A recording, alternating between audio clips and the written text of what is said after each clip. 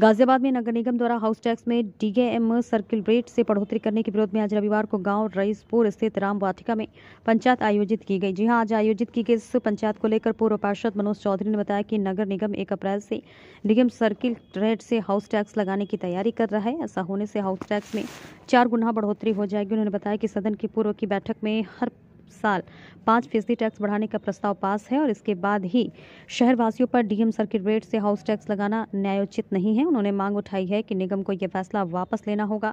नगर निगम के फैसले के खिलाफ गांव रईसपुर के रामवाटिका फार्म हाउस में पंचायत आयोजित की गई, जिसमें कई पूर्व पार्षदों और सैकड़ों लोगों द्वारा हिस्सा लिया गया और नगर निगम द्वारा बढ़ाए गए टैक्स का विरोध किया गया और इस विरोध में इसे नहीं बढ़ाने देने की मांग की गई है।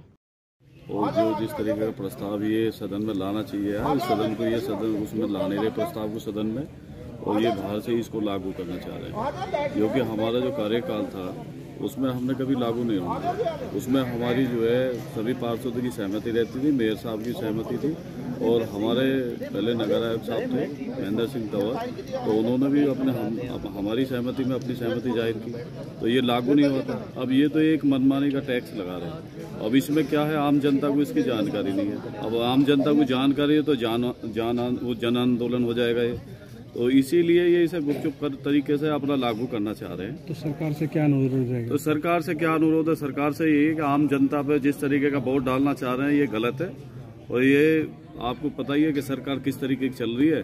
सरकार कोई भी कानून किसान पर लाओ या मजदूर पर लाओ, कहीं भी लाओ, ये अपनी मनमानी करते हैं।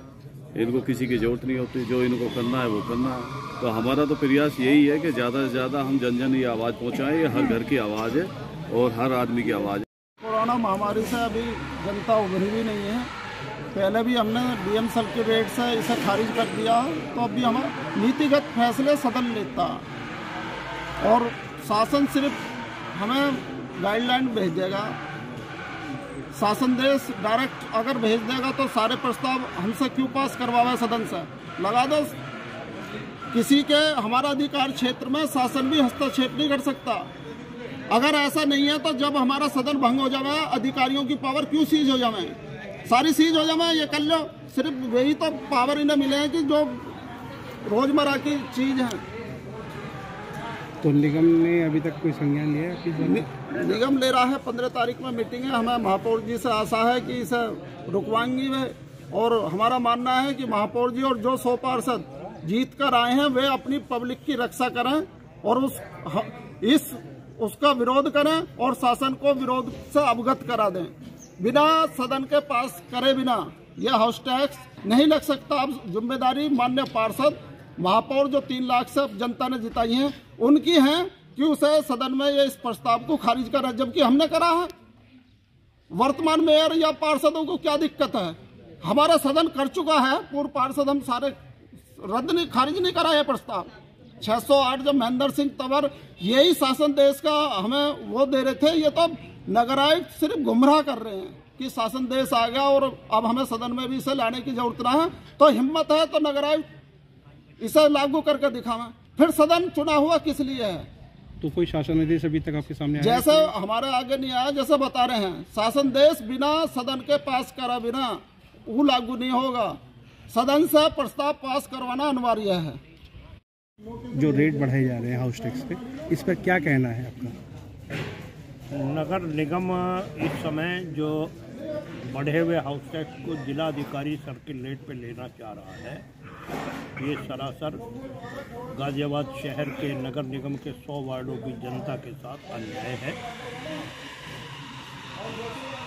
हमने अपने पार्षद काल में ये हाउस टैक्स की समस्या को इसका हमने भी सामना किया था और हमने हाउस टैक्स को बढ़ने नहीं दिया।